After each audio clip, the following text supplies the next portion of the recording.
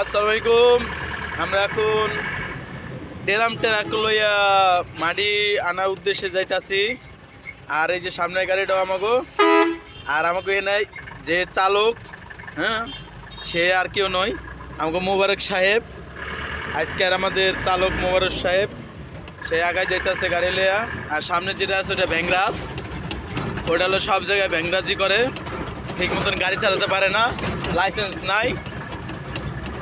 তো কেউ কিন্তু ওই ড্রাইভারের কথা পুলিশের কাছে কইন না, তাহলে আবার প্যান খুললে বেল রেখে দিতে পারে।